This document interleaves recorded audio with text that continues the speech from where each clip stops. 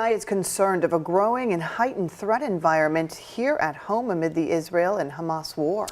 FBI Director Chris Wray testifying before Congress, telling lawmakers he's worried about the possibility of lone wolf attacks from individuals or groups who draw inspiration from events in the Middle East and Russia. ABC's Morgan Norwood has the latest on that warning and what Wray is saying Congress is asking for.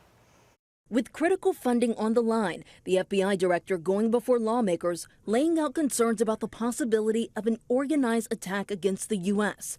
Christopher Wray telling Congress that his immediate concern is that a lone wolf actor or small group will draw twisted inspiration from the events in the Middle East and Russia. There was already a heightened risk of violence in the United States before October 7th. Since then, we've seen a rogues gallery of foreign terrorist organizations call for attacks against Americans and our allies. It comes just days after a warning earlier this week about an 18-year-old Idaho man who was arrested and charged with allegedly planning an ISIS-K-inspired attack on the homeland. In his testimony, Wray encouraging Congress to reauthorize Section 702 of FISA, the Foreign Intelligence Surveillance Act, which allows the government to collect information on foreign nationals without a warrant. It sometimes collects data on Americans who interact with persons of interest. It is critical for our ability to identify foreign terrorist organizations communicating with, inspiring, or working with people here in the U.S., and that's how we identify and stop attacks. Hardline House Republicans opposed to reauthorizing FISA without an amendment that would require the intelligence community to get an additional warrant to access Americans' data. As the FBI faces a $500 million budget cut, Wray laying out the stakes, saying our national security is at risk. Americans are applying in droves to devote their lives to a career with us protecting others.